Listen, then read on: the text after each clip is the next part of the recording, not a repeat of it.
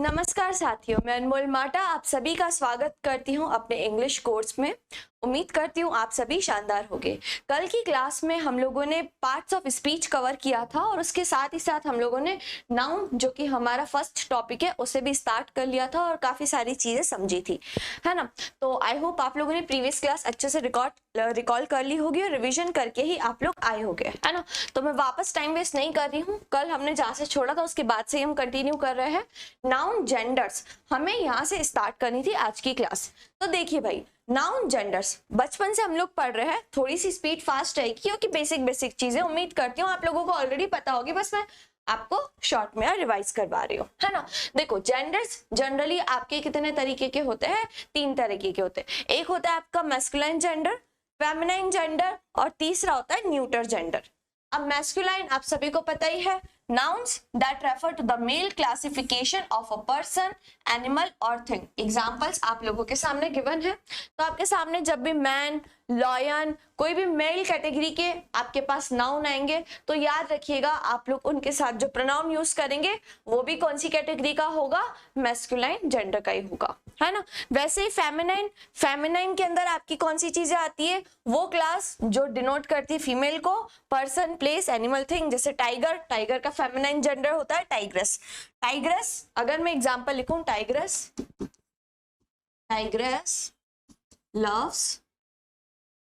Loves his या हर cup. अब आप मुझे बताओ, कब मतलब उसका जो बच्चा रहता है ना, बेबी, उसको हम कब कहते हैं? टाइग्रेस लव्स हिज या हर आएगा। तो आप बोलोगे मैडम टाइग्रेस फेमिनाइन जेंडर है, तो फेमिनाइन है, दैट मीन्स हमें इसका जो प्रोनाउन है वो भी कौन सा यूज करना पड़ेगा? फेमिनाइन जेंडर का। तो यहाँ पर हम हर यूज करेंगे, हिज यूज नहीं करेंगे। ठीक है, छोटी सी चीज यही बतानी थी आपको।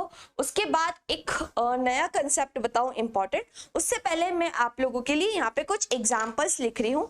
आप लोग सभी बताइएगा मुझे उन। यहाँ पर दोस्तों, अगर आप इसी तरीके से कंप्लीट जीएस पढ़ना चाहते हैं, बहुत ही सिंपल तरीके से पढ़ना चाहते हैं, इमेजिनेशन के थ्रू पढ़ना चाहते हैं, तो 100 घंटे के अंदर जीएस का मैंने आप सभी के लिए एक ऐसा कोर्स डिज़ाइन कर रखा है जो आपको जीएस को लेकर कंप्लीट सॉल्यूशन प्रोवाइड करता है।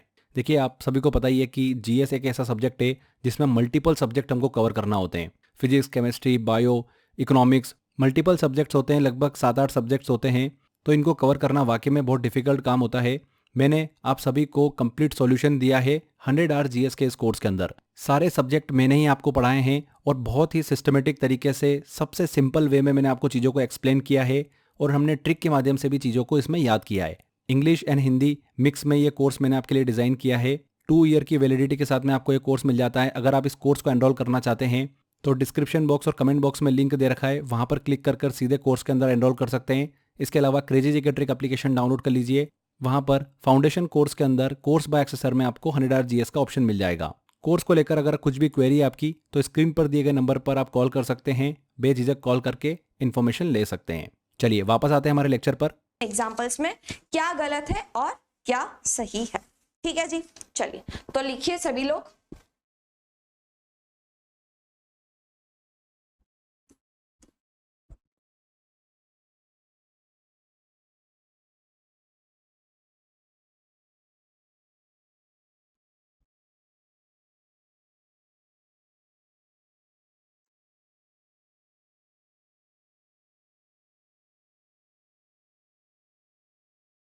मैंने लिखा the sun spreads his her beam on everyone alike. ठीक है, अब नेक्स्ट एग्जाम्पल में एक और लिख ले रही हूं।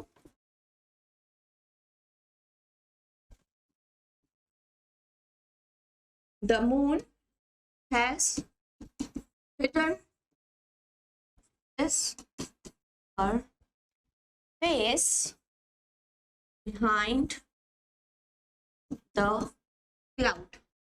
2 एग्जाम्पल्स आप लोगों के सामने लिखे हुए हैं। वीडियो पॉज करके अपना थोड़ा सा विवेक, थोड़ा सा दिमाग यूज कीजिए और मुझे बताइए इसमें से कौन सा करेक्ट है और कौन सा इनकरेक्ट है। ठीक है, फटाफट सभी लोग बताइए। आई होप जितने भी स्टूडेंट्स हैं वो यहाँ पर आंसर लगा रहे होंगे हिज और यहाँ पे आंसर लगा रहे होंगे हर। अब हिज और हर हम यहाँ पे क्यों लगा रहे हैं उसका मैं रीजन आप लोगों को बता रही हूँ, तो सभी लोग फटाफट से नोट डाउन करो। ठीक है, फटाफट से उसे नोट डाउन करो।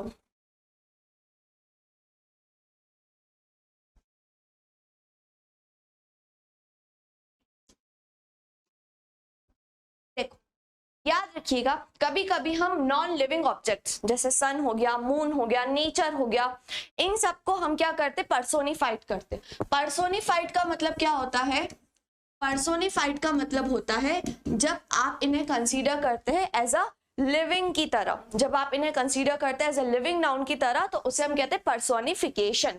तो जब भी आप लोग नॉन लिविंग थिंग्स का पर्सोनिफिकेशन करते हो तो आपके पास अगेन दो जेंडर्स रहते हैं, एक होता है मैस्कुलाइन और एक होता है फेमिनाइन। तो अब आप लोग कैसे आइडेंटिफाई करोगे कि सन को हमें मैस्कुलाइन जेंडर के अंदर रखना है और मून को फेमिनाइन जेंडर के अंदर? तो उसके लिए आपको याद रखना है, जिस भी चीज में जो भी नाउन डिनोट करता है किस चीज को, आपके वॉयलेंस को, या तो फिर मैं बोलूं स्ट्रेंथ को, वॉयलेंस को और स्ट्रेंथ को डिनोट करता है, उसको हम किसके अंदर डालते हैं, उसको हम डालते हैं मैस्कुलाइन जेंडर के अंदर। कौन से जेंडर के अंदर डालते हैं, मैस्कुलाइन जेंडर के अंदर, जो भी नाउन डिनोट करते हैं वॉयलेंस एंड स्ट्रेंथ को। तो अब आप बोलोगे मैडम ऐसे कौन से नाउन है जो वॉयलेंस और स्ट्रेंथ को डिनोट करते हैं? तो उसके लिए एग्जांपल लिख लो। क्या क्या लिखोगे, द सन, समर, अभी बहुत प्रचंड गर्मी चल रही है, समर, विंटर, विंटर इसके अंदर आता है, उसके बाद डेथ, डेथ को भी आप किसके अंदर रखते हो, मैस्कुलाइन जेंडर के अंदर रखते हो, और उसके अलावा एक और एग्जांपल बच गया टाइम। ठीक है, तो याद रखना जब भी इन सारी चीजों का पर्सोनिफिकेशन होगा तो आप हमेशा इन्हें रखेंगे कौन सी कैटेगरी में, मैस्कुलाइन जेंडर की कैटेगरी में, है ना। मैस्कुलाइन जेंडर की कैटेगरी में रख रहे, दैट मींस इनके साथ आप आगे जो भी प्रोनाउन यूज करेंगे वो कौन सी कैटेगरी का होगा, मैस्कुलाइन का होगा। जैसे अभी मैंने एग्जांपल लिखा था सन वाला, तो उसके साथ मैंने हर नहीं यूज किया था, हिज यूज किया था। ठीक है, तो सभी लोग इस चीज को नोट डाउन कर लो अपनी कॉपी में। नेक्स्ट लिखो, जब कोई नाउन डिनोट करता है, क्या डिनोट करता है भैया, ब्यूटी, ब्यूटी के बारे में पता चलती है कोई चीज, जेंटलनेस, कोई चीज कितनी सॉफ्ट है, ग्रेसफुलनेस, जिस चीज के अंदर ग्रेसफुल हो, ये सारी चीजें कौन सी कैटेगरी के अंदर आती है, तो आपको याद रखना है इन्हें हम रखते हैं फेमिनाइन कैटेगरी के अंदर। कौन सी कैटेगरी के अंदर रखते हैं, फेमिनाइन कैटेगरी के अंदर। तो अब फेमिनाइन कैटेगरी के अंदर कौन कौन सी चीजें आप रख सकते हैं, तो यहाँ पे एग्जांपल लिख लीजिए, the moon, the earth, nature को भी हम इसी कैटेगरी में रखते हैं। समर और विंटर दो सीजन यहाँ आ गए, तो दो सीजन और बचे आपके कौन से, spring and autumn, spring and autumn, ये सब चीजें आपकी किसके अंदर आ जाएगी भैया, फेमिनाइन जेंडर के अंदर आ जाएगी। एग्जाम्पल्स जो इसके पहले मैंने लिखे थे वो एक एक एग्जाम्पल आप लोग लिख लेना ताकि आप लोगों को याद रहे। एग्जाम में इस पे बेस्ड क्वेश्चन बनते हैं, तो ये छोटी सी चीज आपको बतानी थी, बता रही। आगे बढ़ते हैं, नेक्स्ट और लास्ट जेंडर देखते हैं, न्यूटर जेंडर, वो जेंडर जो डिनोट करता है किसी थिंग को विदाउट लाइफ, इधर फीमेल और male, example pen, room, book etcetera. ठीक है, चलिए अब हम सबसे इंपॉर्टेंट कंसेप्ट स्टार्ट कर रहे हैं आज की क्लास का, जो कि है आइडेंटिफिकेशन ऑफ नाउन। मैंने आपको लास्ट क्लास में भी बताया था कि जो भी पार्ट ऑफ स्पीच हम पढ़ेंगे उससे पहले हम उसका आइडेंटिफिकेशन देखेंगे, दैट मींस उसकी पहचान देखेंगे। हम पहचानेंगे कैसे भैया कि हमारा जो सेंटेंस है उसमें पर्टिकुलर वर्ड नाउन क्यों है, कैसे है, वो पहचानने के लिए तरीके होते हैं। तो अब नाउन को पहचानने के कौन से तरीके होते हैं, तो मैंने आपको लास्ट क्लास में बताया, जो भी चीज आपके सेंटेंस में 3 क्वेश्चन का जवाब दे, और वो 3 क्वेश्चन कौन कौन से हैं, व्हाट, हु और हुम। कौन कौन से, व्हाट, हु और हुम। जब भी आपको सेंटेंस में इन तीनों क्वेश्चन का आंसर मिलेगा वो आपका सेंटेंस में क्या होगा, नाउन होगा। अब कैसे होगा, तो जरा स्क्रीन पे देखो, इधर लिखा है लव, क्योर्स, हेटेड। मैं पूछूं इस सेंटेंस में नाउन कहाँ है, काफी सारे स्टूडेंट्स बोलेंगे मैडम ये लव, क्योंकि यहाँ पे क्या काम कर रहा है, सब्जेक्ट का काम कर रहा है ना। तो आप बोलेंगे मैडम लव क्या है, यहाँ पे आपका नाउन है और एब्स्ट्रैक्ट नाउन है ये। अब मुझे सिर्फ लव ही है क्या, और कोई नाउन नहीं सेंटेंस में? आप बोलोगे मैडम हेट्रेड भी नाउन है। क्यों, जरा ध्यान से देखो। मैं अगर यहाँ पे क्वेश्चन पूछूं what cures hatred, what cures hatred, जवाब मिल रहा है नाउन, दैट मींस लव आपका क्या है, नाउन। मैं पूछू love cures what, love cures what, तो आंसर मिल रहा है मुझे हेट्रेड, दैट मींस हेट्रेड भी आपका क्या हो गया, नाउन, और लव भी क्या हो गया, नाउन हो गया। नेक्स्ट सेंटेंस में लिखो, देखो क्या लिखा है, सुमन इज गोइंग फॉर शॉपिंग। मैं पूछूं who is going for shopping, who is going for shopping, answer मुझे मिल रहा है सुमन, दैट मीन्स सुमन अगेन क्या हो गया आपका सेंटेंस में, नाउन हो गया।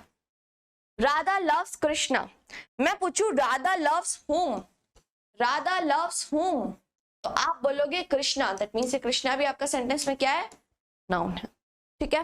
वैसे ही मैं पूछूं हु लव्स कृष्णा, तो आंसर मुझे क्या मिल रहा है, राधा। हु का जवाब राधा है, दैट मीन्स यहाँ पे राधा भी आपका पार्ट ऑफ स्पीच में क्या हो गया, नाउन हो गया। आ रही है बात सभी को समझ में, that means identification of noun में आप किसी भी सेंटेंस में 3 क्वेश्चन पूछेंगे, व्हाट, हु और हु, क्या, जब भी आपको इनका आंसर मिलेगा दैट मीन्स वो आपका सेंटेंस में क्या हो जाएगा, नाउन हो जाएगा। अब हम नाउन के फंक्शन देख रहे हैं कि एक नाउन जो है वो सेंटेंस में क्या क्या रोल निभाने का काम करता है, कल देखा भी था ऑल्दो, अब इसे हम थोड़ा सा डिटेल में समझते हैं। To understand the functioning of a noun thoroughly, it becomes necessary to know how a noun works in a sentence. A noun is used differently in English. It can be either a subject or an object. इतनी कथा पे ध्यान मत देना, simple सी बात आप लोगों को ध्यान रखनी है, और वो बात क्या है कि एक सेंटेंस में noun subject to a verb की तरह काम करता है, सब्जेक्ट टू अ वर्ब। हम लोगों ने कल भी एग्जांपल्स देखे थे कि जो वर्ब है, जो क्रिया की जा रही है वो बट ऑब्वियसली किसी न किसी सब्जेक्ट के ऊपर की जा रही होगी, तो वो सब्जेक्ट जो होगा पार्ट ऑफ स्पीच में वो क्या होगा, वो सिर्फ और सिर्फ आपका नाउन या तो फिर प्रोनाउन होता है ना। तो देखो Raman has won the best students award, मैं पूछूं हु हैज वॉन, इस वॉन का जो सब्जेक्ट है वो कौन है, इस वॉन का सब्जेक्ट जो है वो रमन है, तो रमन आपका क्या हो जाएगा, नाउन हो जाएगा, क्या हो जाएगा, नाउन। वॉन का सब्जेक्ट है रमन, तो रमन आपका क्या हो जाएगा, नाउन हो जाएगा, ठीक है। नेक्स्ट एग्जांपल लिखा है the books are our best friends. अब देखो आर लिखा है, मैंने आपको कल की क्लास में बताया था कि इज एम आर को हम मेन वर्ब और हेल्पिंग वर्ब दोनों की तरह यूज करते हैं, है ना। तो आर है यहाँ पर, दैट मीन्स होती है। मैं पूछूं कौन बेस्ट फ्रेंड्स होती है, तो यहाँ पे इसका जवाब हमें क्या मिल रहा है, बुक्स, तो बुक्स आपका पार्ट ऑफ स्पीच में क्या हो गया, नाउन हो गया, तो subject to a verb, subject to a verb. I hope आप लोगों को फर्स्ट फंक्शन नाउन का क्लियर हो गया होगा। नेक्स्ट फंक्शन की तरफ प्रोसीड कर रहे हो, नेक्स्ट है ऑब्जेक्ट टू अ वर्ब। अब भैया वर्ब का कोई सब्जेक्ट है तो ऑब्जेक्ट भी तो होगा ना, यही आपका बेसिक स्ट्रक्चर होता है, एक सेंटेंस का बेसिक स्ट्रक्चर क्या होता है, subject plus verb plus object, यही होता है। तो हमने देखा इस वर्ब का जो सब्जेक्ट होता है वो होता है नाउन, तो जो इस वर्ब का ऑब्जेक्ट होता है वो भी क्या होगा, नाउन होगा। एग्जाम्पल के थ्रू समझो, they gave Mohan a difficult task, gave हो गया आपका वर्ब, ये हो गया सब्जेक्ट, ये बचा आपका ऑब्जेक्ट। तो ये जो मोहन है यहाँ पे क्या है, ऑब्जेक्ट है, किसका ऑब्जेक्ट है, वर्ब का। मैं पूछूं उन्होंने किसको डिफिकल्ट टास्क दिया, they gave whom a difficult task, they gave whom a difficult task, तो मुझे मिल रहा है आंसर मोहन। तो मोहन आपका क्या हो गया, नाउन हो गया, और ये क्या रोल प्ले कर रहा है, क्या फंक्शन प्ले कर रहा है, तो ये ऑब्जेक्ट टू अ वर्ब है। आई होप आप लोगों को इतनी कहानी अच्छे से समझ में आ गई होगी। नेक्स्ट सेंटेंस में लिखा है the people of India have patriotism in their hearts. अब इस सेंटेंस में मैं पूछूं कि सब्जेक्ट क्या है, आप बोलोगे मैडम ये पूरा का पूरा सब्जेक्ट है। याद रखना एक से ज्यादा वर्ड का भी सब्जेक्ट होता है, तो यहाँ पे द पीपल ऑफ इंडिया पूरा का पूरा क्या है, सब्जेक्ट है। The people of India have, ये आपका हो गया वर्ब। मैं पूछू the people of India have what, तो व्हाट का आंसर मुझे मिल रहा है पेट्रोटिज्म, तो पेट्रोटिज्म आपका यहाँ पे क्या हो गया, नाउन हो गया। और नाउन किसकी तरह काम कर रहा है, ये ऑब्जेक्ट की तरह, वर्ब का ऑब्जेक्ट है, ठीक है। The people of India have what, तो आंसर मिल रहा है पेट्रोटिज्म, और पेट्रोटिज्म किस टाइप का नाउन है, तो आप बोलेंगे एब्स्ट्रैक्ट नाउन है।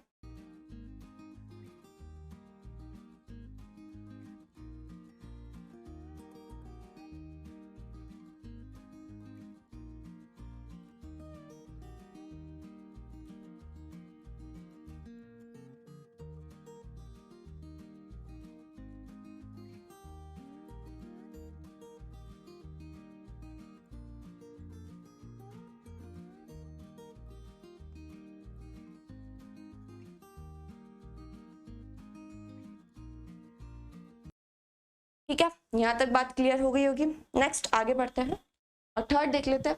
डिस्क्रिप्शन ऑफ अनदर नाउन, जब हमें दूसरे नाउन का डिस्क्रिप्शन देना होता है तो वहां पर भी हम लोग क्या यूज करते हैं भैया, नाउन। जैसे इधर लिखा है Neha an SEO expert, search engine optimisation जिसे हम कहते हैं, leads an extremely hectic life, उसकी लाइफ कैसी है, हेक्टिक लाइफ है बहुत ज्यादा। तो यहाँ पर देखो एक्सपर्ट मैं पूछू पार्ट ऑफ स्पीच में क्या है, तो आप बोलोगे मैडम नाउन है, और ये क्या कर रहा है, ये इस वाले नाउन को डिस्क्राइब कर रहा है कि नेहा का जो रोल है उसको डिस्क्राइब कर रहा है। SEO पार्ट ऑफ स्पीच में आपका हो जाएगा एडजेक्टिव, क्यों, क्योंकि एक्सपर्ट को क्वालिफाई कर रहा है, एक्सपर्ट हो गया नाउन, और जो चीज नाउन को क्वालिफाई कर रही है वो क्या होती है, एडजेक्टिव। लास्ट क्लास हम देख चुके हैं। अनीश द ट्रेनर डिस्क्राइब कर रहा है, अनीश है, कौन है अनीश, ट्रेनर है, अनीश द ट्रेनर। और दूसरी चीज आपको याद भी रखनी है, जिस भी वर्ड में ER OR होता है वो आपका पार्ट ऑफ स्पीच में नाउन होता है। जैसे मैं बोलूं एक्ट, एक्ट हो गया वर्ब, इसमें मैं जोड़ दूं OR तो एक्टर हो जाएगा। एक्टर क्या होता है, आप लोगों का नाउन होता है, एक्ट होती है वर्ब। वैसे ही अगर मैं इधर एक वर्ब लिखूं सिंग, इसमें जोड़ दूं ER, सिंगर, तो सिंगर आपका क्या हो जाएगा, नाउन हो जाएगा, है ना। तो याद रखना है ट्रेनर, यहाँ पे ER जोड़ दिया है मैंने, Anish the trainer loves body building, तो यहाँ पे ये भी क्या हो गया आपका, नाउन हो गया। तो ये आप लोगों का तीसरा फंक्शन था नाउन का। चौथा फंक्शन क्या है, ऑब्जेक्ट वर्ब प्रेपोजिशन। प्रेपोजिशन का ऑब्जेक्ट, कल हम लोगों ने प्रेपोजिशन का मतलब भी समझा था और ये जाना था कि जो प्रेपोजिशन है उसके बाद कोई ना कोई ऑब्जेक्ट होता है, तो जो ऑब्जेक्ट होगा उसका काम भी कौन करेगा, नाउन करेगा। Students write letters to their parents, किसको लिखे उन्होंने लेटर, पेरेंट्स को लिखे। तो टू क्या है आपका, प्रेपोजिशन है, और इस प्रेपोजिशन का मैं पूछूं ऑब्जेक्ट क्या है, तो आप बोलोगे मैडम पेरेंट्स, और ये पेरेंट्स क्या हो गया, नाउन हो गया। तो चौथा फंक्शन नाउन का क्या था, प्रेपोजिशन का ऑब्जेक्ट बनने का। He was awarded with a trophy. He was awarded with what? तो आंसर मिल रहा है हमें ट्रॉफी और चेक। तो ट्रॉफी और चेक ये भी आपके पार्ट ऑफ स्पीच में क्या हो जाएंगे, noun. Last but not the least, very very important case of noun, the possessive case, the noun which shows the relation of ownership position with another noun. Position आपको नाम से ही समझ में आ रहा है, जब हम किसी के ऊपर अपना क्या बताते हैं, अधिकार बताते हैं, पोजीशन बताते हैं, है ना। जैसे बोलो ये पेन मेरी है, दिस इज माय पेन, है ना। तो पोजीशन मतलब होता है अधिकार। जब आप एक नाउन का दूसरे नाउन के साथ पोजीशन बताते हो तो वहां पर आप क्या यूज करते हो, पॉजिटिव केस यूज करते हो। अब पॉजिटिव केस को थोड़ा सा हम लोग डिटेल में समझेंगे, ठीक है। पॉजिटिव केस को थोड़ा सा डिटेल में समझेंगे। फर्स्ट केस देखो क्या लिखा है, with dash apostrophe for living noun. याद रखना जब भी आप लिविंग नाउन की बात करते हो तो वहां पे आप पोजीशन कैसे बताते हो, अपॉस्ट्रोफी एस लगा के। जैसे मैं बोलूं ये मेरी पेन है, अनमोल की पेन है, और किसी और ने पूछा कि किसकी पेन है, तो आप क्या बोलोगे, दिस इज अनमोल्स पेन। क्या बोलोगे, दिस इज अनमोल्स पेन। ये किसकी पेन है, अनमोल की पेन है ना। अनमोल क्या हो गया, नाउन। पेन क्या हो गया, नाउन। ये दोनों आपके हैं नाउन। अब इन दोनों नाउन को हमको आपस में रिलेशन बताना है। अनमोल का पेन के साथ क्या है, अधिकार है, पोजीशन है, कि अनमोल का पेन है। अनमोल्स पेन हमने कर दिया, क्या जोड़ दिया, अपॉस्ट्रोफी एस लगा दिया। आई होप आपको यहाँ तक की बात समझ में आ रही होगी। इधर एग्जांपल लिखा है जैसे राम्स बुक, राम की बुक, मालास पेन, माला की पेन, ठीक है। तो जब भी हमें लिविंग नाउन का पोजीशन बताना होता है वहां पे हम डायरेक्टली अपॉस्ट्रोफी एस लगा के बता देते हैं, राम्स बुक।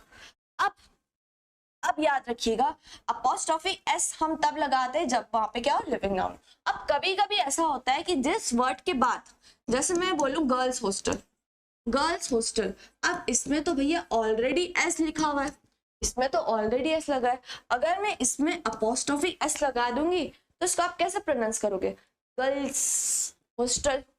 हिसिंग साउंड आ रहा है ना आखिरी में, गर्ल्स। याद रखना ग्रामर में हिसिंग साउंड को अवॉइड किया जाता है, क्यों, क्योंकि इसे बोलने में बहुत अटपटा हो जाएगा प्रोनाउंसिएशन। तो उसी साउंड को एलिमिनेट करने के लिए हम लोग जिस भी नाउन के आखिरी में एस होता है उसका पोजीशन कैसे बता दे, सिर्फ और सिर्फ अपॉस्ट्रोफी जोड़ के। कैसे बता दे, सिर्फ और सिर्फ अपॉस्ट्रोफी जोड़ के। जैसे इधर लिखा है गर्ल्स हॉस्टल, आप लोग देखना काफी सारे हॉस्टल्स रहते हैं ना, वहाँ पे बैनर में हमेशा गलत लिखा हुआ रहता है गर्ल्स हॉस्टल। वो लोग पता है कैसे लिख देते हैं, ऐसे लिख देते हैं गर्ल्स हॉस्टल। याद रखना ये ग्रामेटिकली इनकरेक्ट है। एग्जाम में भी क्वेश्चन इस पे बेस्ड आते हैं, तो आप लोगों को याद रखना है कि इनकरेक्ट है। गर्ल्स हॉस्टल ऐसे नहीं लिखा जाता है, ऐसे लिखा जाता है, ऐसे लिखा जाता है girls, this is correct one. वैसे ही क्या है बॉयज कॉलेज, बॉयज कॉलेज में भी देखो बॉयज था, अपोस्ट्रोफी लगा दी एंड दैट्स इट। याद रखना डबल एस नहीं लगाते हैं। Last but not the least, non living noun. ये तो हम लोगों ने देखा कि लिविंग नाउन के लिए हम पोजीशन कैसे बताते हैं। अब नॉन लिविंग नाउन का पोजीशन बताना है तो आप कैसे बताओगे? बीच में आपको यूज करना होता है हमेशा ऑफ। किसका यूज करते हैं आप लोग? प्रेपोजिशन ऑफ का। जैसे इधर लिखा है चेयर्स लेग। अब जैसे मेरे सामने एक चेयर पड़ी हुई है, उसके 4 पैर है, तो उसमें से अगर एक पैर टूट जाता है तो मैं क्या ऐसा बोलूंगी chair's leg has been broken? हाँ, chair's leg has been broken नहीं, वो चीज गलत हो जाएगी। हमेशा याद रखना जब भी आप नॉन लिविंग बीइंग का, नॉन लिविंग नाउन का पोजीशन बताते हैं तो वहां पर आप चेयर्स लेग नहीं लिखते, बीच में ऑफ लगा के पोजीशन बताते, तो करेक्ट हो जाएगा लेग ऑफ चेयर। क्या हो जाएगा? Leg of chair. इस पे बेस्ड भी एग्जाम में बहुत बार क्वेश्चन पूछे गए हैं। क्या नेक्स्ट है कार्स विंडो। कार्स विंडो मान लो टूट गई तो आप ऐसे बोलोगे car's window has been broken? नहीं, window of car has been broken. I hope यहाँ तक की कहानी आप लोगों को समझ में आ रही होगी। आगे बढ़ते हैं, पॉजिटिव केस क्लियर है। अब हम लोग देख रहे हैं कुछ एक्सेप्शन। जैसे हम लोग केमिस्ट्री पढ़ते हैं उसमें काफी सारे एक्सेप्शंस होते हैं, तो वैसे ही अपना इंग्लिश भी एक ऐसा सब्जेक्ट है जहाँ पर कुछ एक्सेप्शंस होते हैं, और उन एक्सेप्शंस को आपको ध्यान रखना है, क्योंकि सिंपल सीधी बात तो सबको समझ में आती है, लेकिन एग्जामिनर फंसाने के लिए क्वेश्चन हमेशा कहाँ से पूछता है?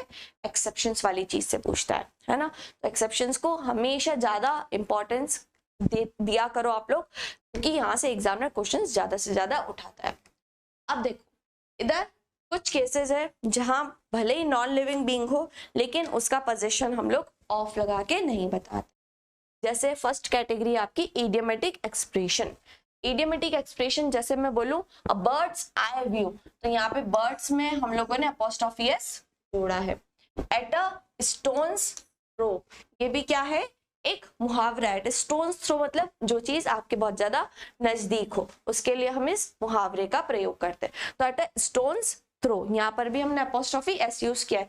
भले ही आपका क्या हो, नॉन लिविंग हो, लेकिन ये क्या है? एक इडियमेटिक एक्सप्रेशन है, और एक्सप्रेशन है तो हमेशा हम उसका पोजीशन बताएंगे, यहाँ पर हम ऑफ नहीं यूज करेंगे। वैसे ही next heavenly bodies, earth rotation. Rotation of earth नहीं बोलेंगे, अर्थ रोटेशन बोलेंगे। मून्स प्रेजेंस नहीं बोलेंगे प्रेजेंस ऑफ मून नहीं बोलेंगे। ठीक है, ये यहाँ पर हम हेवनली बॉडीज के बारे में बात करें तो याद रखना। पर्सोनिफिकेशन अभी थोड़ी देर पहले ही आपको बताया, जैसे जब भी हम नॉन लिविंग बीइंग को लिविंग बीइंग की तरह कंसीडर करते हैं तो उसे हम क्या कहते हैं भैया? पर्सोनिफिकेशन कहते हैं। नेचर्स ब्लेसिंग, आप बोलोगे मैडम ये नेचर कौन सा ब्लेसिंग देने लग गया? तो नेचर ब्लेसिंग का मतलब ये हो गया कि जैसे नेचर है वो आपको अलग अलग तरीके से बेनिफिट पहुंचाने की कोशिश करता है, कभी बारिश के रूप में, कभी धूप के रूप में, कभी किस रूप में, है ना। तो नेचर क्या करता है? हमें ब्लेस करता है। एट अ डेथ्स डोर, ये भी क्या है? पर्सोनिफिकेशन है। टाइम एक्सप्रेसिंग नाउन्स, अ डेज लीव, 5 days लीव, तो यहाँ पर भी आपको याद रखना है आप अपोस्ट्रोफी एस डायरेक्टली यूज कर सकते हो। चलिए, आई होप आप लोगों को इतनी चीजें अच्छे से क्लियर हो गई होगी, तो आप में नोट डाउन करके रख लेना, एग्जामिनर एक्सेप्शन से क्वेश्चन पूछता ही है। आगे बढ़ते हैं, नेक्स्ट देखते हैं। Possessive words do not take apostrophe और अपोस्ट्रोफी एस। याद रखना ये आपके क्या है? पॉजेसिव प्रोनाउन है। My, our, your, his, her, its, their, ये ऑलरेडी जब पॉजेसिव है तो आप क्या डबल पॉजेसिव यूज करोगे क्या? बिल्कुल भी नहीं। जैसे गली का योर्स ट्रूली, ये गलत चीज है। योर्स ट्रूली गलत चीज। ये वाली हरकत जो है ना हम लोग स्कूल टाइम में करते थे, है ना, इवन मैंने भी किए, मुझे याद है बचपन में हम लोग ऐसे लिख देते थे योर्स फेथफुली। हमको कोई एप्लीकेशन लिखनी होती थी, हम क्या लिख देते थे? योर्स फेथफुली लिख देते थे, और मैडम लोग भी चेक वेक करते नहीं थे, एप्लीकेशन होती थी जस्ट पढ़ लेते थे। योर्स फेथफुली नहीं होता है, it is your faithful, that's it. ना तो आपको अपोस्ट्रोफी यूज करना है, ना तो आपको एस यूज करना है, और ना ही अपोस्ट्रोफी एस। इन तीनों चीजों को ही अवॉइड करना है। याद रखिएगा क्यों? क्योंकि ये ऑलरेडी सारे के सारे पॉजेसिव वर्ड्स हैं।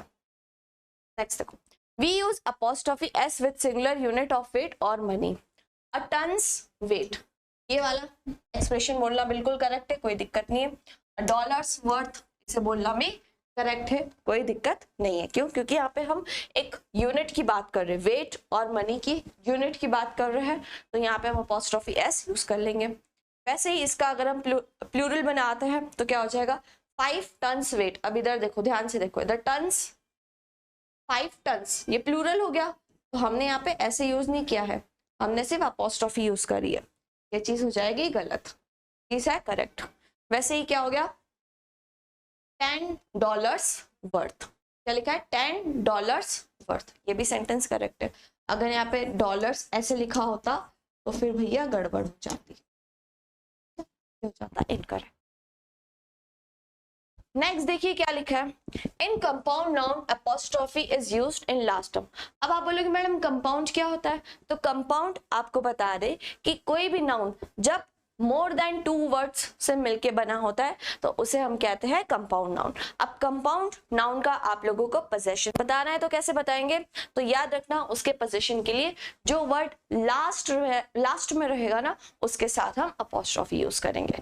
देखो जैसे इधर लिखा है ब्रदर इन लॉ, है ना, ब्रदर इन लॉ, तो ब्रदर इन लॉज हाउस होगा। ऐसा नहीं कि आपने ब्रदर के साथ ही अपोस्ट्रोफी लगा दी, ब्रदर्स इन लॉ, वो चीज हो जाएगी इनकरेक्ट। जैसे इधर लिखी हुई है फादर्स इन लॉ बिजनेस, ये चीज गलत है, ये चीज क्या है आप लोगों की? करेक्ट है। तो आपको सिंपल सी चीज याद रखनी है कि जब भी आप लोगों का कंपाउंड नाउन होता है तो उसके लिए हम लोग हमेशा कहाँ पे लगाते हैं अपोस्ट्रोफी? लास्ट वाले टर्म में लगाते हैं, ठीक है। चलो नेक्स्ट देखो क्या लिखा है, एग्जाम्पल लिखे हैं 2, इन एग्जाम्पल को जरा पढ़ो और मुझे बताओ क्या ये करेक्ट है दोनों, सभी के सभी फटाफट से। अगर आप इस वीडियो का पीडीएफ लेना चाहते हैं, डिटेल पीडीएफ लेना चाहते हैं, तो आप कहाँ से ले सकते हैं? 2 मिनट में मैं आपको थोड़ा सा एक्सप्लेन कर देता हूँ। देखिए फ्रेंड्स, हमारा करंट अफेयर का एक स्पेशल पैकेज है ओएसएस करंट अफेयर। इसी ओएसएस करंट अफेयर के पैकेज में जो भी आपको टॉपिक वाइज करंट अफेयर की पीडीएफ्स आने वाली है, ये सारी पीडीएफ मिल जाती है। देखिए करंट अफेयर को लेकर बच्चे बहुत परेशान होते हैं, लगातार मेरी बात भी होती रहती है। तो करंट अफेयर के लिए एक कंप्लीट सॉल्यूशन पैकेज हमने आपके लिए डिजाइन किया है, जो कि है ओएसएस पैकेज। इस ओएसएस पैकेज को मैं जल्दी से आपको थोड़ा एक्सप्लेन कर देता हूँ। इस ईयरली करंट अफेयर पैकेज में आपको हर मंथ करंट अफेयर का डिटेल ई बुक मिलता है, जिसमें छोटे छोटे करंट अफेयर जो होते हैं सभी को अच्छे से एक्सप्लेन किया जाता है। इसके अलावा हर मंथ जो आपको मंथली करंट अफेयर का वीडियो मिलता है, उसका डिटेल पीडीएफ मिल जाता है इसके अंदर। इसके अलावा करंट अफेयर की आप इस पैकेज के अंदर प्रैक्टिस कर सकते हैं, टाइम टू टाइम टेस्ट दे सकते हैं। जितनी भी मैराथन्स चैनल के ऊपर डलती है, यूट्यूब चैनल के ऊपर, उन सभी मैराथन्स का पीडीएफ आपको इस पैकेज में मिल जाता है। Topic wise current affair series जो होती है हमारी, उसका पीडीएफ आपको यहाँ पर मिल जाता है। करंट अफेयर की शंखनाद बुक का अपडेटेड पीडीएफ आपको यहाँ पर पैकेज में अवेलेबल हो जाता है। लेटेस्ट जो भी एग्जाम होती है उनके अंदर जो भी करंट अफेयर्स पूछे जा रहे हैं, क्या पैटर्न फॉलो हो रहा है, उन क्वेश्चंस का कलेक्शन भी आपको इस पैकेज के अंदर प्रोवाइड किया जाता है। तो कंप्लीट सॉल्यूशन हमने आपके लिए बनाया करंट अफेयर का। बार बार बच्चे परेशान होते हैं, तो आप एक पैकेज ले लीजिए और करंट अफेयर की टेंशन बिल्कुल खत्म कर लीजिए, ठीक है। जितने भी करंट अफेयर के वीडियोस आते हैं यूट्यूब के ऊपर, सभी का पीडीएफ आपको इसी पैकेज के अंदर प्रोवाइड कर दिया जाता है। तो बार बार आपको अलग से सर्च करने की जरूरत नहीं होती है कि कोई नया वीडियो आया है तो मैं उसको अपने कलेक्शन में ऐड कर लूँ। अगर आपने इस पैकेज को एनरोल कर रखा है तो आपको ऑटोमेटिकली पीडीएफ अपडेट हो जाता है। फ्रेंड्स, सबसे अच्छी बात, इंग्लिश एंड हिंदी दोनों लैंग्वेज में ये पैकेज अवेलेबल है आपके लिए, तो इसको एनरोल कर सकते हैं आप। 0 रुपये में एनरोल कर सकते हैं। 99 रुपीज़ का पैकेज है। 99 रुपीज़ आप जब पे करते हैं तो जो अमाउंट है 99 रुपीज़ का, वो आपकी आईडी पर क्रेडिट हो जाता है। उसको आप अदर पैकेज के साथ में यूज़ कर सकते हैं। जैसे मान लो आपको 100 GS लेना है, तो 100 GS में आप फ्लेट 99 रुपीज़ जो है वो माइनस कर सकते हैं। तो इस तरीके से ये पैकेज आपको 0 रुपये में मिल जाता है। अगर आप ये पैकेज एनरोल करना चाहते हैं तो डिस्क्रिप्शन बॉक्स और कमेंट बॉक्स में लिंक दे रखा है, वहां पर क्लिक कर आप इसको एनरोल कर सकते हैं। इसके अलावा crazy GK trick application and root application download कर लीजिए, वहां पर आपको ऑप्शन मिल जाएगा। तो चलिए फ्रेंड्स, अगले क्वेश्चन की तरफ चलते हैं।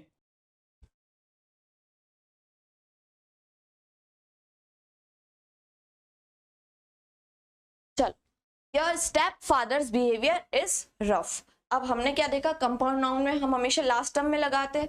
स्टेप फादर्स करेक्ट है। Member of parliaments right is discuss. अब मेंबर ऑफ पार्लियामेंट्स, ये भी अगेन कंपाउंड नाउन हो गया, तो ये भी आपका सेंटेंस क्या हो गया भैया? करेक्ट हो गया, ठीक है। आगे बढ़ते हैं। आगे बढ़े और उसमें नेक्स्ट कंसेप्ट में हम देखते हैं कि हम कभी भी एक सेंटेंस में दो दो अपॉस्ट्रोफी यूज नहीं करते। जैसे इधर एग्जांपल लिखा है, my wives secretaries mother has expired. मेरी जो वाइफ है उसकी सेक्रेटरी की जो मदर है वो एक्सपायर हो चुकी है। क्या ये बोलना करेक्ट होगा? नहीं। हम कैसे यूज करेंगे पोजीशन? जो मदर है उसको उठा के लिख देंगे सबसे पहले, the mother of my wives secretary has expired. अब ये आपका सेंटेंस क्या हो गया? करेक्ट हो गया। वैसे ही लिखा है, Mrs Sharma the societies chairman's proposal was rejected. अब ये भी गलत हो गया, क्यों? क्योंकि इन्होंने एक ही सेंटेंस में दो दो बार अपोस्ट्रोफी यूज कर लिया है। अब हम क्या करेंगे, ये जो लास्ट वाला नाउन है ना, इसको उठा के रख देंगे पहले, द प्रपोजल ऑफ किसका भैया? Mrs Sharma's the societies chairman. अभी आपका सेंटेंस क्या हो गया है? करेक्ट। अभी आपका सेंटेंस क्या हो गया भैया? करेक्ट हो गया है। आई होप आप लोगों को यहाँ तक की बात अच्छे से समझ में आ गई होगी। आगे बढ़ते हैं, नेक्स्ट देखते हैं। नेक्स्ट है common position and split position. Exam में ऐसे क्वेश्चंस बनते हैं, सभी लोग ध्यान से देखिए। If two nouns are joined with and, अगर हम दो नाउन को जॉइंट करते हैं किससे? एंड से, और उनके बीच में होता है क्लोज रिलेशनशिप, दोनों के बीच में क्लोज रिलेशनशिप है, then apostrophe is used. Apostrophe s कह लो या तो फिर पोजीशन कह लो, वो हमेशा कौन से नाउन के साथ यूज होता है? लास्ट नाउन के साथ यूज होता है। कौन से नाउन के साथ यूज होता है? लास्ट। जैसे इधर एग्जांपल लिखा है, मोहन एंड सोहन, मोहन और सोहन का जॉइंट अकाउंट है, तो बट ऑब्वियस है इन दोनों का एक ही होगा अकाउंट, क्योंकि जॉइंट अकाउंट एक टर्म मेंशन्ड है ना। जब जॉइंट अकाउंट टर्म मेंशन्ड है तो बट ऑब्वियस सी बात है, मोहन और सोहन उन दोनों में हम अपोस्ट्रोफी यूज नहीं करेंगे। हम जो लास्ट वाला टर्म है ना, लास्ट वाला नाउन है, सिर्फ और सिर्फ उसमें अपोस्ट्रोफी यूज करेंगे। वैसे ही मैं बोलूं, रिया और प्रिया दोनों क्या है? सिस्टर्स है। तो उन सिस्टर्स के बट ऑब्वियस फादर एक ही हो गए, तो रिया और प्रिया के फादर। जो लास्ट वाला नाउन है हमने सिर्फ और सिर्फ उस पर ही अपोस्ट्रोफी लगाया है। अगर इन दोनों पे इंडिविजुअली होता तो गलत हो जाता। कॉमन पोजीशन देख लिया, अब हम स्प्लिट देख रहे हैं। स्प्लिट नाम से समझ में आ रहा है, अलग है ना split. If two nouns are joined with and, अगर दो नाउन आप लोगों के जॉइंट होते हैं एंड से और उनके बीच में क्लोज रिलेशनशिप नहीं है, उनके बीच में क्लोज रिलेशनशिप नहीं है, तो अपोस्ट्रोफी एस हम लोग दोनों नाउन के साथ यूज करेंगे। कैसे यूज करेंगे भैया? दोनों नाउन के साथ यूज करेंगे। बट ऑब्वियस अब दोनों का आपस में कनेक्शन है ही नहीं, तो हम फालतू में साथ में क्यों लिखेंगे, उनको अलग अलग लिखेंगे। जैसे इधर लिखा है, शेक्सपियर एंड वर्ड्सवर्थ पोयम, ये अलग राइटर है, ये अलग राइटर है, दोनों की अपनी अपनी खुद की पोएम्स होगी, है ना। जब दोनों की खुद की पोएम्स है तो बट ऑब्वियस इनको अलग से अपोस्ट्रोफी देना पड़ेगा। प्रिया और प्रिया के हस्बैंड की बात की जा रही है, फादर एक हो सकते हैं लेकिन हस्बैंड, अब आप लोग मैम हस्बैंड भी तो एक हो सकता है ना। अभी मैं आपको जनरल चीज बता रही हूँ तो उस पर फोकस करो, ठीक है। उनका हस्बैंड अलग अलग है, ठीक है। रिया और प्रिया का हस्बैंड, दोनों के अलग अलग हस्बैंड है, दैट मीन्स स्प्लिट पोजीशन हो गया। तो यहाँ पे अपने अपोस्ट्रोफी और यहाँ पे अलग अलग। आई होप आप लोगों को इन एग्जाम्पल्स के थ्रू कॉमन पोजीशन और स्प्लिट पोजीशन के बीच की कहानी क्लियर हुई होगी। आगे बढ़ जाते हैं फटाफट से। We can make possession of indefinite pronoun. Indefinite नाम से ही समझ में आ रहा है, अनिश्चित। जो चीज डेफिनेट नहीं है वो क्या होती है? इनडेफिनेट। तो इनडेफिनेट प्रोनाउन का आपको पोजीशन बताना है, तो आप लोग कैसे बताते हो? इन सब के बाद डायरेक्टली अपोस्ट्रोफी एस लगा के। मैं जैसे बोलूं एवरीवन, तो एवरीवन में हमको समझ में थोड़ी आ रहा है कौन, सबके सब कौन? समवन, समवन में कौन? एवरीबडी में कौन? नोबडी में कौन? हमें क्लियर नहीं है। Everybody's duty is to help the poor, सभी की ड्यूटी है कि वो पुअर की हेल्प करे। तो यहाँ पर हमने डायरेक्ट जो वर्ड खत्म हुआ उसके बाद अपोस्ट्रोफी एस लगा के उसका पोजीशन बता दिया। वैसे ही he has stolen someone's watch, किसी की वॉच उन्होंने क्या करी? चुराई। तो अगेन someone's, ये क्या हो गया आप लोगों का? पोजीशन हो गया, ठीक है जी। नेक्स्ट है, अगर इन इंडेफिनिट प्रोनाउन के बाद हम एक कौन सा सुंदर सा प्यारा सा वर्ड जोड़ दे? एल्स। कौन सा वर्ड जोड़ दे हम लोग? एल्स। तो आप लोगों को याद रखना है कि हम जो ये अपोस्ट्रोफी है कहाँ पे यूज करेंगे?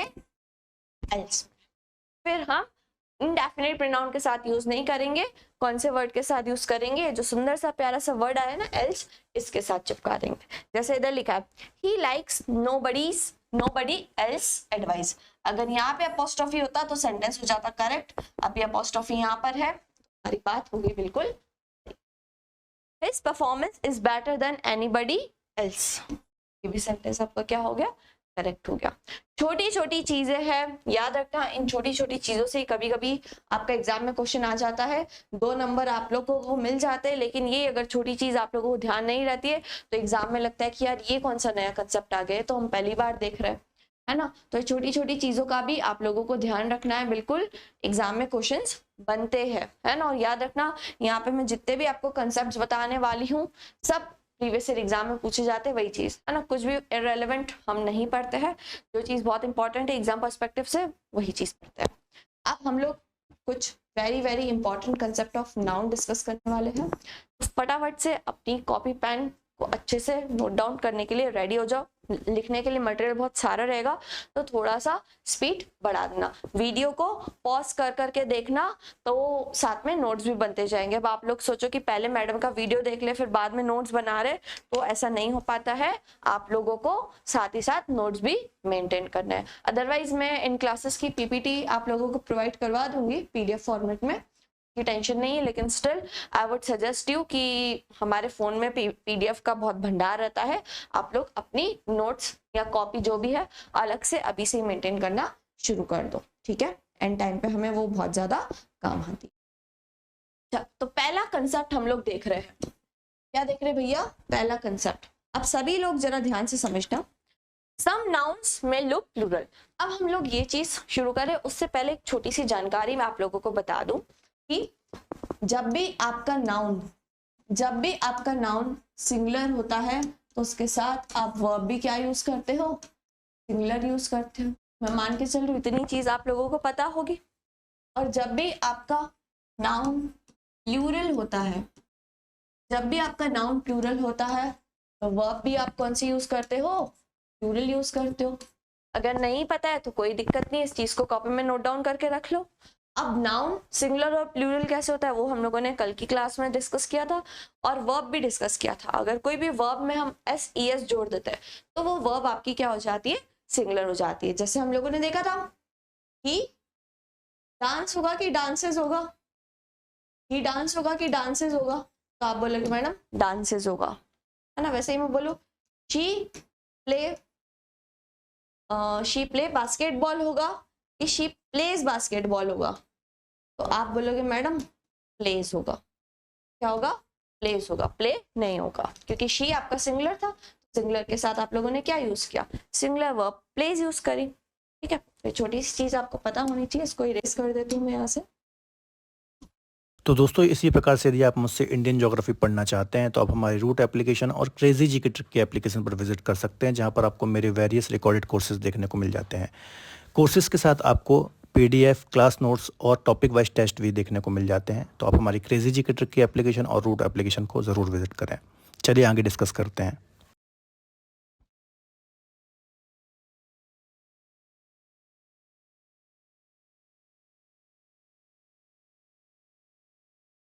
तो कंसेप्ट नंबर 1 हमें क्या कहता है?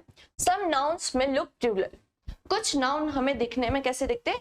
Plural, but are actually singular in reality. But वो रियलिटी में क्या होते हैं?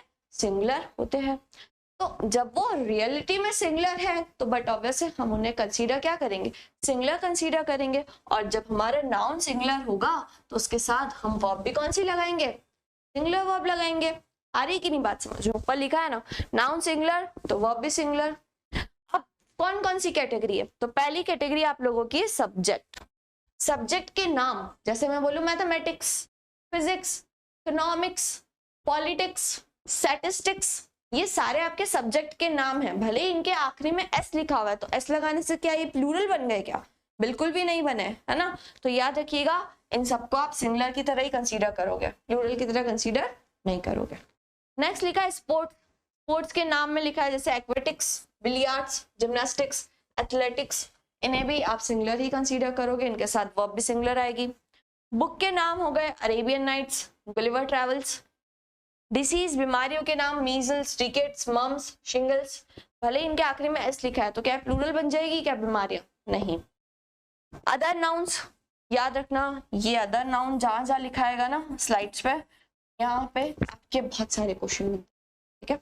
जैसे इनिंग्स, न्यूज, समन्स, सीरीज, इन सबको आप क्या कंसीडर करते हैं? सिंगुलर। अगर सिंगुलर कंसीडर करते हैं तो इन सबके साथ वर्ब भी आपकी क्या आएगी?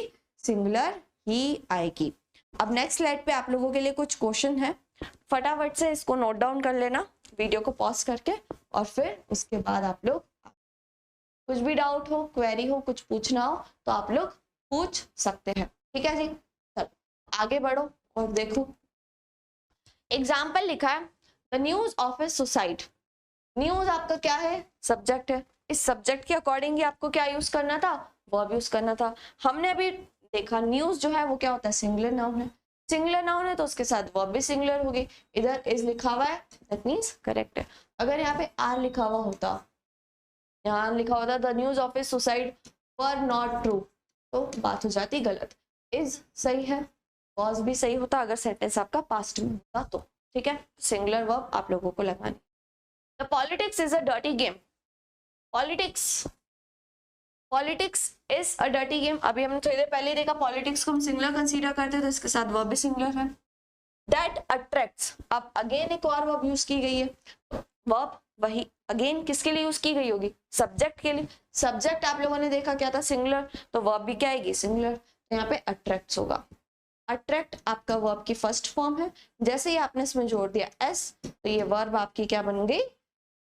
जब भी आप वर्ब में एस जोड़ते हो तो वो आपका क्या बन जाता है? सिंगुलर बन जाता है, ठीक है? तो यहाँ पे अट्रैक्ट्स करेक्ट है। बिलियर्ड्स गेम है, यहाँ पे एस भी क्या है? करेक्ट है, ठीक है? आई होप यहाँ तक की कहानी अच्छे से समझ में आ गई होगी आप लोगों को। यहाँ पे आई गेस डिसीज का एग्जाम्पल नहीं लिखा है तो आप लोग लिख लो। क्या लिख लोगे? मीजल्स। मीजल्स जो बीमारी वो कैसी होती है? Measles is infection. इज होगा, अगर यहाँ पे आर होगा तो गलत हो जाएगा।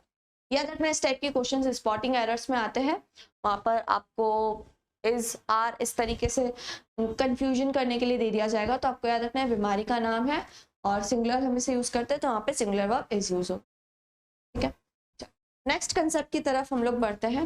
नेक्स्ट कंसेप्ट आपका कह रहा है some nouns are used only in pairs. ये हमेशा जोड़े में यूज होते हैं। कैसे यूज होते हैं भैया? पेयर में, जोड़े में। तो they are considered as plural. हम उसे क्या कंसीडर करेंगे? प्लूरल। और जब हमने कंसीडर करे प्लूरल तो वर्ब भी क्या यूज होगी उनके साथ? प्लूरल। सिंपल सी बात है, जब आपका नाउन या फिर सब्जेक्ट प्लूरल है तो उसके बाद आप लोग वर्ब भी क्या यूज करेंगे? प्लूरल ही यूज करेंगे। अब कैसे? यहाँ पे आप लोगों के लिए अगेन टेबल बनी हुई है, ध्यान से पढ़ो इन टेबल को। फर्स्ट कैटेगरी आप लोगों की क्लोथिंग। जैसे मैं बोलूँ शॉर्ट्स, शॉर्ट्स आप लोग पहनते हो अभी गर्मी के टाइम में। शॉर्ट्स का अगर एक पैर हटा दूं तो वो यूज का रहेगा क्या? नहीं रहेगा। दैट मीन्स इनका पैर में होना कंपलसरी है, और जब पैर में है तो हम उन्हें प्लूरल कंसीडर करते हैं। शॉर्ट्स हो गया, जीन्स हो गया, पैंट्स हो गया, पजामास हो गया, ट्राउजर्स हो गया, ये सब आपके क्लोथिंग के अंदर आते हैं। इन्हें हम क्या कंसीडर करते हैं? प्लूरल। तो इनके साथ वर्ब भी क्या आती है? प्लूरल ही आती है। नेक्स्ट है tools. Scissors, tongs, pliers, pincers, binoculars, इन सबको आप क्या कंसीडर करते हो? प्लूरल। तो इनके साथ वर्ब भी क्या आएगी? प्लूरल। एसेसरीज में हो गया goggles, sunglasses, shoes, bangles, again ये आप सारे के सारे आपके क्या है? प्लूरल है। Again other noun, very very important, जो मैंने आपको बोला था कि अदर नाउन से क्वेश्चंस सबसे ज्यादा बनते हैं ना, सबसे ज्यादा क्वेश्चंस आपके कहाँ से बनते हैं? अदर नाउन से बनते हैं। अब इनको जरा ध्यान से पढ़ना। आर्म्स मतलब बीक होता है, थैंक्स, रिफ्रेशमेंट्स, इनके साथ आपको एस यूज करना है ना। एग्जामिनर कभी आपको क्या करता है? इनके साथ वर्ब सिंगुलर दे देगा या तो फिर इनमें से एस हटा देगा, है ना। जैसे ऐसा लिख देगा, आर्म वर गिवन। हेलो नमस्कार, गुड मॉर्निंग, मैं हूं सिकंदर। राजस्थान जीके का कंप्लीट कोर्स रूट एप्लीकेशन और क्रेजी जीके ट्रिक ऐप पर आपको मिलने वाला है। और इस कोर्स में वीडियो लेक्चर, पीडीएफ नोट्स और टेस्ट आपको मिलेंगे। और ये जो कोर्स है कंप्लीट रूप से आपके लिए राजस्थान के सीईटी, रीट, RAS जैसे एग्जाम के साथ साथ राजस्थान के सभी कॉम्पिटिटिव एग्जाम के लिए यूजफुल होने वाला है। Okay, all the best, thank you. Poor, याद रखना भले ही यहाँ पे वर्ड लिखा है लेकिन आम के साथ एस जोड़ना कंपल्सरी होता है, अदरवाइज वह वर्ड गलत हो जाता है। Surroundings, custom, assets, ration, manners, ये सब आपके क्या है अदर नाउन की कैटेगरी। ये सारे के सारे नाउन आपके क्या होते हैं प्लूरल होते हैं, और जब प्लूरल होते हैं तो इनके साथ हम वर्ब भी क्या लगाते हैं भैया प्लूरल लगाते हैं। तो आई होप आप लोगों ने कॉपी में नोट डाउन कर लिया होगा। वीडियो को पॉज कर लिया करो फटाफट से और साथ ही साथ कॉपी में नोट डाउन करते जाया करो। Binoculars are a useful object to see the far off things at. आपको पता है इससे हम दूर की चीजें देखते हैं। प्लूरल है तो इसके साथ हमने वर्ब भी प्लूरल यूज किया। Thanks can never repay, repay अगर यहाँ पे मैं लिख देती थैंक्स कैन नेवर रीपेस तो फिर कहानी हो जाती गड़बड़, क्योंकि ये हो जाता आपका सिंगुलर, जबकि थैंक्स के साथ तो हम क्या यूज करते हैं प्लूरल यूज करते हैं। तो यहाँ पे ऑलरेडी प्लूरल यूज करा हुआ है, दैट मीन सेंटेंस आपका करेक्ट है। Where are my new trousers, trousers के लिए हम यूज कर रहे हैं वर्ब, ट्राउजर प्लूरल है तो आर करेक्ट हो गया। The ancient archives are kept in the archaeological department. Archives plural है तो इसके साथ हमने verb भी क्या यूज करी plural। My goggles are very expensive. Goggles है तो इसके साथ हमने क्या यूज किया और यूज किया। ये goggles क्या है expensive है, नहीं में भी expensive, ठीक है। तो plural noun के साथ आप लोग verb भी क्या यूज करते हैं plural यूज करते हैं, ठीक है जी। चलिए अब आगे बढ़ते हैं और नेक्स्ट कंसेप्ट देखते हैं। Concept number 3 very very important. Some nouns are singular in meaning, but they are used as plural noun and always tend to take a plural verb. कुछ noun plural होते हैं but obvious है तो उनके साथ हम verb भी क्या लिखेंगे plural ही लिखेंगे। अब वो कौन कौन से तो जरा देखो। कैटल मवेशी, झुंड जो झुंड में चलते हैं ना जानवर, उन्हें हम कैटल कहते हैं।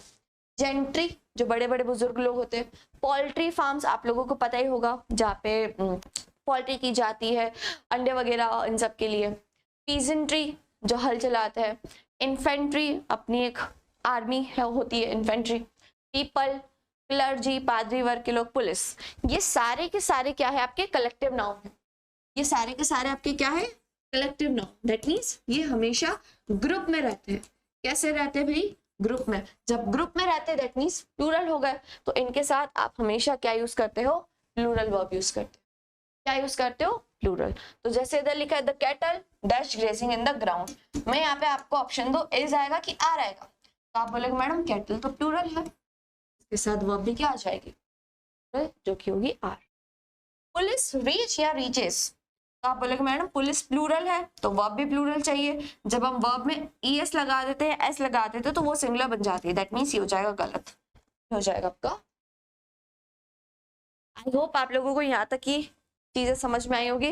इसके आगे हम लोग नेक्स्ट सेशन में करेंगे, थोड़ा अदरवाइज ज्यादा हो जाएगा, है ना। तो आज की क्लास में हम लोगों ने क्या क्या पढ़ा एक बार फटाफट से शॉर्ट में देख लेते हैं।